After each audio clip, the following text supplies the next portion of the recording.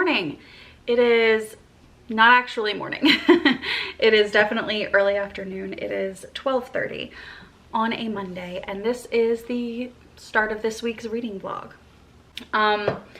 I tried to record a reading vlog 2 weeks ago. In fact, it was with this book, These Violent Delights by Micah Nemariver. Probably butchering his last name, I apologize for that. But I am a mood reader, like through and through. I latch onto themes or topics or whatever it is, and that is what I want to read about. And I really thought that I was in the mood for a book like this, which is like a psychological thriller of sorts. And I just wasn't. So I will come back to this. I didn't get very far, but I will come back to it because all the reviews. I definitely will like this when I'm in the mood for it. But for whatever reason, I turned out not to be in the mood for that book. And I just felt like, I don't know why, but I felt like I couldn't continue with the vlog. So this is going to be a realistic reading vlog with like a lot of emphasis on the word realistic, meaning like the book that I'm going to start reading, if I suddenly am not into it, I'll let you know. I'm just going to continue vlogging for this entire week and we're going to see where it goes. So the book that I'm going to be starting is Romancing Mr. Bridgerton, the fourth book in the Bridgerton series. Yeah, it's the fourth one. So when Bridgerton originally came out, I read the first 4 books. Like, I have read this book already. And the only thing that I remember from it is that Penelope loses a little bit of weight. Like, the actual plot, it's not up here because I have read so many books that my brain is turning into mush. But I know that I read it. Like, it's marked as read on my Goodreads and all of that. And I remember the first 3 books. Like, I remember the basic plot of the first 3. Even Benedict's book, like I remember it. But this one, I don't know. But anyway, with Bridgerton season 3 coming out next month, I want to do a reread anyway. I just rewatched season 2 yesterday. I like binged it. I've rewatched season 1 so many times that like I couldn't sit through another rewatch. But season 2, I had only watched 1 time. So I just was like, you know what? I'm gonna rewatch it. And God, I loved it. It's so good. I cannot wait until next month. I cannot wait for this book to be turned into a season. Cannot wait. That being said, this is the book that I'm going to be reading this week.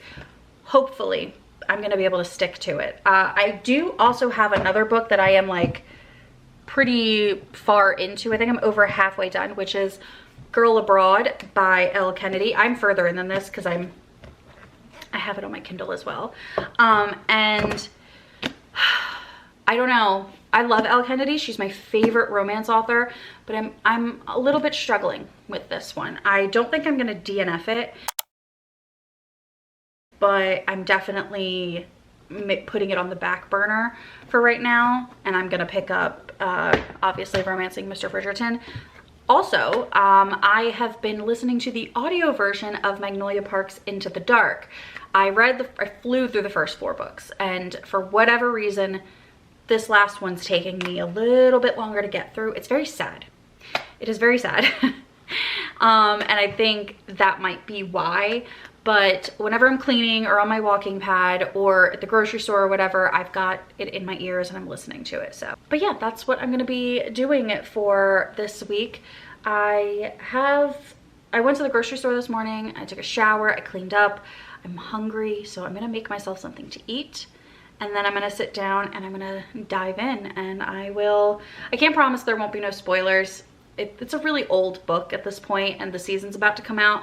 Although from everything that I've read, it seems like they're not following the plot of the book, which I have no problems with. In fact, I wish that season 1 had done away with a few things from the book. It's a little bit problematic.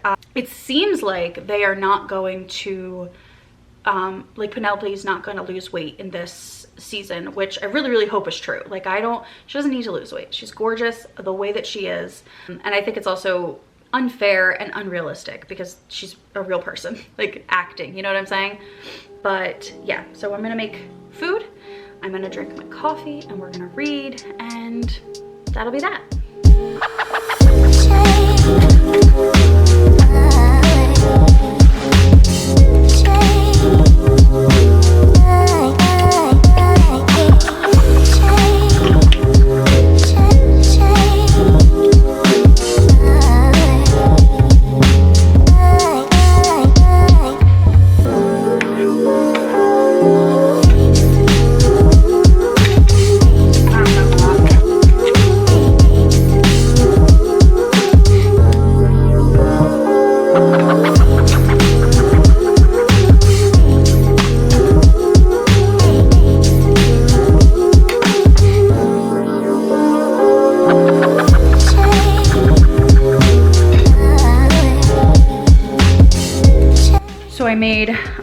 a breakfast sandwich. It's turkey, egg, and then dairy-free cheese on a whole wheat bagel. So I'm gonna eat and I'm gonna read and we'll see where the rest of the day goes.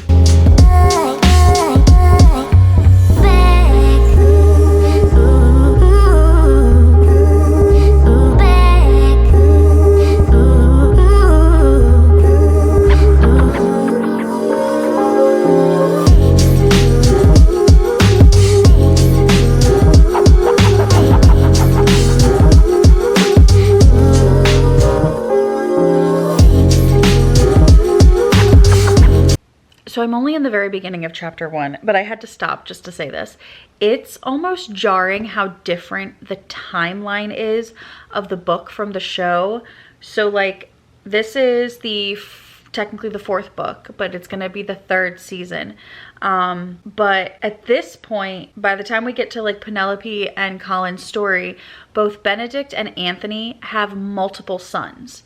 So in the show, I mean, we know that Benedict actually he's not married yet. He was supposed to be the 3rd season, but for whatever reason, he's gonna be the 4th season. And from like all the promos, it doesn't look like Anthony and Kate have any children yet, and Daphne just has 1 son as of last season. So I don't know if there's like some kind of time jump or anything like that, and so maybe they will have kids, but it is, I don't know, it's just interesting. It was jarring. Like, I read that and was like, oh, that's right, it's a whole different, like the timeline is off, if that makes sense. I also wanted to add, I completely forgot that in the books there is a 4th Featherington sister, Felicity. Like, she's not in the show at all. I don't even think that they could retroactively add her. Like, I don't think they could suddenly bring her up, because even just last season, Mrs. Featherington was like, I have 3 daughters or something like that. So she, like, there's no way that they could just suddenly bring her into existence.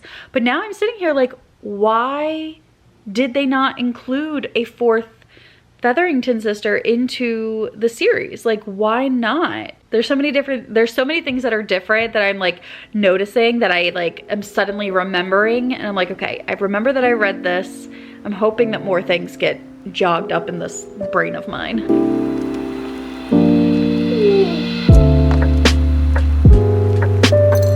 Actual good morning. It is very, very early. It is only 6:50 on Tuesday morning, and that's not gonna work. I read a good portion of Romancing Mr. Bridgerton yesterday. I'm actually on chapter 11 already, and it's like better than I thought it was, or better than I remember. I don't actually remember much of it. There's some things where my mind's sort of getting like jogged, but for the most part it feels like a whole new story, which is really cool and really fun. That being said, there's so many things that I'm like, how are they going to rectify this in the show? So like there's got to be some sort of time jump, right? In the TV show.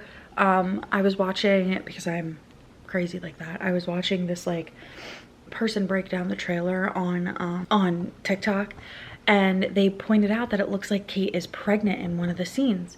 So obviously, I mean, and she's showing, so obviously there's a little bit of a time jump, but it's so interesting because in the book, Penelope is 28 and Colin is 33. I don't think they're that old in the show, but so in the book it makes sense that she's already sort of like decided that she's a spinster and that everybody's already given up on her and Eloise. So I'm excited to see how they sort of rectify this in the TV show, especially with Colin, because half of Colin's issue in this book is that his older brothers have already gotten married. They've already had kids. They already have things that they are doing, and he doesn't feel like he is anything other than, like, you know, Colin Bridgerton. So the book is so much better than I thought it was gonna be. I don't know, it's really, really holding my attention. I did not expect to get that far in on the first day, but I am glad that I am. So I think that if I end up finishing it early this week, I'm just gonna start on the next one and keep vlogging. It says I think 42% of the way in. That's another thing I love about Kindles. Yeah, 42% through the book. So if I finish that one this week, I'll just start Eloise's book, which I am quite excited for anyway. Today, I'm gonna be going on a hike, and I'm gonna bring you guys along with me. I think I'm gonna try to listen to Magnolia Park's Into the Dark while I hike. And I'll talk about that a little bit, but it's a gorgeous day here in New Jersey. One of the rare, really good days. Usually it's raining constantly. So yeah, that's what today is.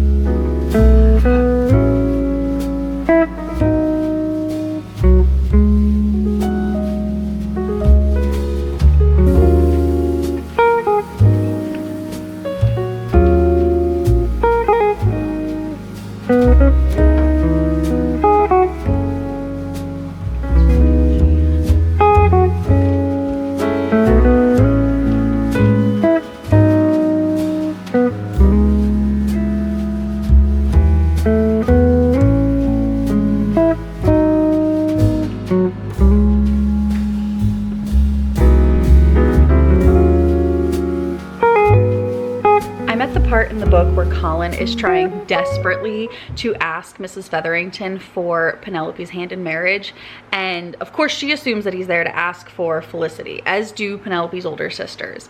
But both Felicity and Penelope know that he's there to ask for Penelope's hand in marriage.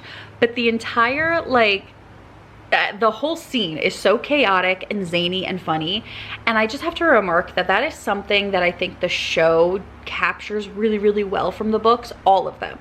That like zany, crazy banter that all the families seem to have between each other. Like, it's just, I'm sitting here reading it like cracking up at the back and forth of it all. It's just, it's so good, and I really, really love that the show has managed to capture that aspect of the books so well. It is so good.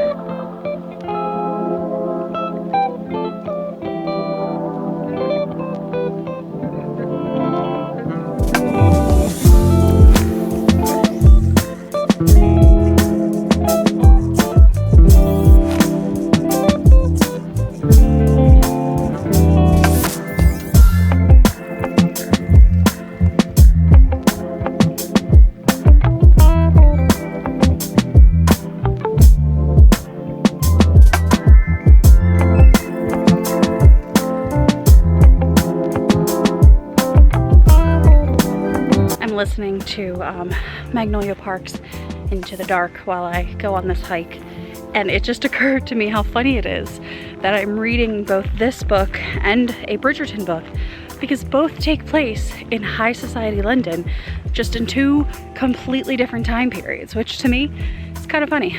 I don't know, not much seems to have changed. I mean, it has, but it hasn't. It's just funny. Anyway, it is a beautiful day. And I'm already out of breath, but it's lovely.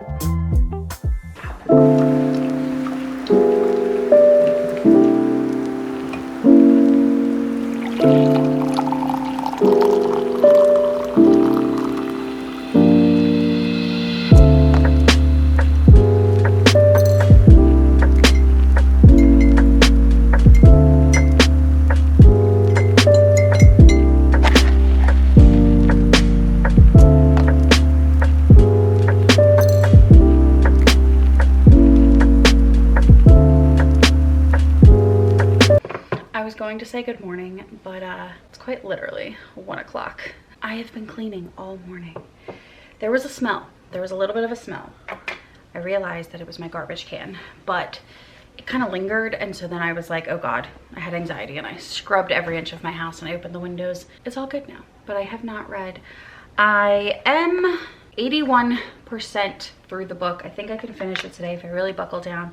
I didn't read as much yesterday as I had planned on because the hike that I went on, I got so tired that when I sat down to read, I like was falling asleep. It was not great.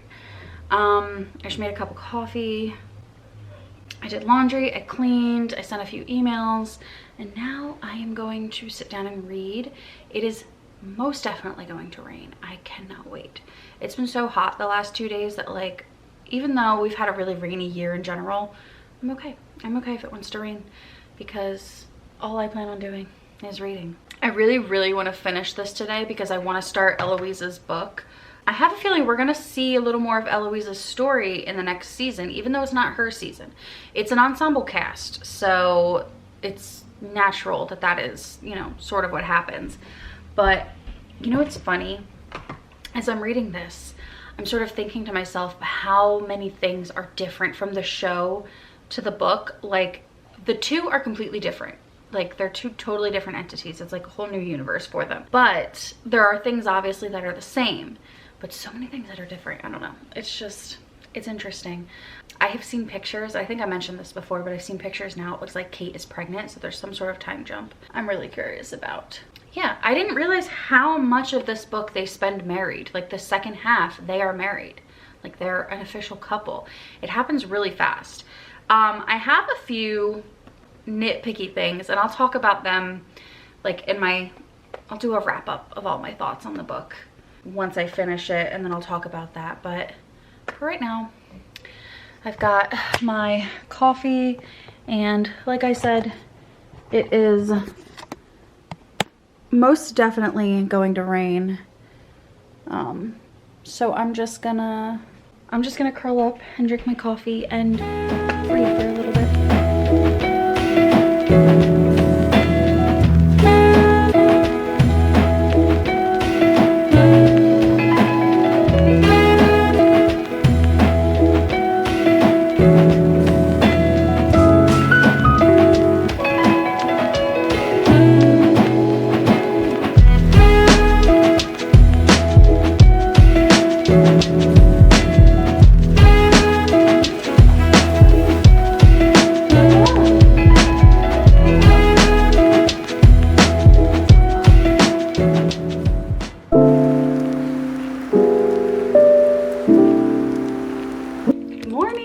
Actually morning, and it is Thursday, and I finished Romancing Mr. Bridgerton last night. I did actually start to Sir Philip with Love last night, but I only got maybe a couple pages in before I was like, all right, I'm into it, but I need a break. I need a Bridgerton break. That being said, I figured that since I finished reading Romancing Mr. Bridgerton, I would now sit down and wrap up this vlog and give you guys all of my thoughts on the book. And yeah, so that's what this is. Overall, I really enjoyed the book. I enjoyed it more than I thought that I was going to, first of all, especially the first half. Like, before they're married, I loved their banter. I really hope to see more of that in the show. I don't know, Penelope in the show kind of comes off a little bit like breathless every single time she's talking to Colin. And in the book, she doesn't actually have that. She seems a little more comfortable with herself. And I think that definitely has to do with like the time difference. The book takes place over a much longer time, meaning like it's further in the future, whereas the show, season 3 is meant to take place like I think not too long after the events of season 2. I did see a picture where it looks like Kate is pregnant, so a little bit of a time jump, but not anything comparable to this, comparable to the book. It's funny, I actually prefer Penelope from the book over the show Penelope, and I do think that that is because of, you know, the time jump, and I'll get into that a little bit later because I have all types of thoughts on that. I know that there was a concern going into this book. I had read that Penelope lost a lot of weight and had this big glow up, and that is why Colin liked her suddenly, but that is actually not the case at all. Penelope loses about 1 stone over the course of 10 years, which is really and truly only like 14 pounds. And to be fair, going from like being a teenager to an adult in her late 20s, it's not uncommon to lose a little bit of weight or to thin out a little bit. So she still never describes herself as like fashionably thin. As far as her like glow up, I think that has to do more with the fact that she is suddenly able to pick out her own clothes. She's able to dress herself in the colors and the styles and the fabrics that she likes, that she feels comfortable in, that she thinks are flattering. And so that helps, I mean, that helps anybody's confidence. When you can dress the way that you want, as opposed to the way somebody else thinks you ought to dress, it's definitely, I think a big confidence boost for her. And I think that goes a long way with Colin as well, because there's no like him suddenly falling for her. She's older, she's more mature, their conversations seem to flow a little bit better. And because in this book, it's been so many years since she first was like put on the marriage market, she now is a spinster, like thoroughly a spinster. So because of that, she no longer has to worry about the propriety of it all, right? Like she's not looking for a husband. She doesn't have to worry about that. So the way that she talks to Colin, the way that she interacts with him, she's no longer a wallflower, or if she is, it's in a different way. And I think that Colin was just so ripe and looking for something, looking for some kind of meaning to his life. And Penelope was there, and it just, I think that he kind of turned around and was like, oh, you are the one constant thing in my life, and I like that, and I don't want to lose that. And I just think that that is what it comes down to. I think also she's older, and so he feels attracted to her. I think that during this era, there's this possibility that when men were looking for a woman for their wife, it really wasn't about attraction. It was wealth and status, and yeah, they wanted a pretty wife, but they were so much younger. I'm sure a lot of the men weren't actually attracted. And maybe they were, which is gross, but I think Colin just found that he was very attracted to her. And then, of course, you know, at that time you couldn't just sleep with somebody because you were attracted to them if they were of a higher class. A gently bred, I think, is the term that was used. A few things that I didn't like, that I found a little bit icky. One of them was the author's own fat phobia. And I'll explain why I feel like it's the author's fat phobia. So there's a scene in which Penelope describes at one point Cressida had insulted her or made her feel bad or something, and so she runs away from the scene, like she runs away from the group of girls or whatever, and she states something about couldn't help but notice the way her hips jiggled when she ran. And the line is so out of place. It's so out of place, it's so random, because really and truly, Penelope, she never talks about her weight. She never talks negatively or positively. It's just a fact. She just states facts. Like, I am not fashionably thin. End of story. So this specific comment it felt like the author. It took me out of the story for a minute, and I was like, it was so unnecessary, so unneeded. Another moment like that was at the engagement ball when the Bridgerton column got released early and Colin got all upset with Penelope. He grabs her arm and he has this like internalized thought of like, I knew that it was going to leave a bruise. He knew it was going to leave a bruise. He knew it was hurting her, but he didn't care. And I didn't really like that. I didn't care for that. That was a little unnecessary. And it's funny because it's those two moments, they take me out of the book. Like, I know that these are characters. I know that this is a story. But those moments sort of, like I said, they just kind of take me out of the book. They take me out of the story. And suddenly I'm like, oh yeah, this was written by an author who is sort of putting her own biases in there. I don't know. Didn't enjoy it, didn't like that. Something that just like bummed me out a little bit was that we didn't actually get to see their wedding. Their wedding is not on page in the book. It's, they have sex, and then it tells the mothers that he wants to push the wedding up, and then they're married. That's it. And it bummed me out a little bit because this is Penelope's like grand triumphant moment, like the haha I told you so to everybody else, you know. And I really hope that in the show we get to see them. We get to see the wedding. Like, I want to see the wedding. I need it. There was a part toward the middle of the book that got a little bit dull for me when it was Penelope reading Colin's travel journals. It was too much of his journals on page. Like, I just was like, I don't actually care about this. Like, we get it. He's a good writer and she's encouraging him to publish. Love that. I think that's wonderful. But I just didn't need it. Didn't need it. Didn't, it was a little dull. But once they were married and like, then the rest of the story kept going, I was back in. I was like, okay, I get it. But that was just a little bit of a dull moment for me. I really, really liked the way that Colin exposed her being Lady Whistledown.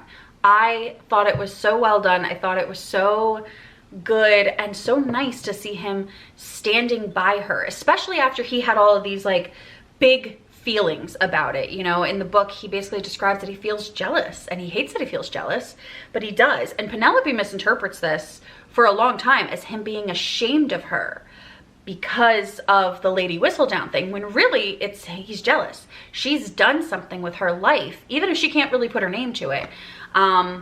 So it was really nice to see that get wrapped up and to see him sort of move on from those feelings and push through them and really support her in that way.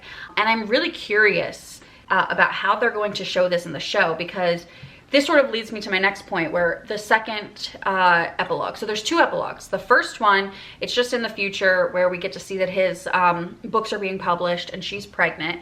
And then there is a second epilogue, which were originally released like separately. They were in Violet's book, which was released much later. Apparently there's a second epilogue for all of the books. I don't remember the first three, if they had them when I read them or not, which is fine. They were released with Violet's book, but now they're with the individual book that they go with.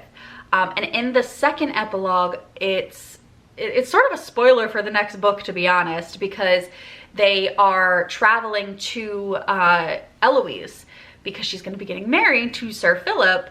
And at this point, we realize that like Eloise doesn't know yet that she's Lady Whistledown, because Eloise left the ball before Colin announced it. So it's this whole big thing of her telling Eloise, and Eloise is so proud of her when she does find out. She's not mad or anything like that. She's happy for her. And so I'm very curious how this is going to play out in the show, because as you know, season 2 ended, Eloise knows, and she's very angry with Penelope.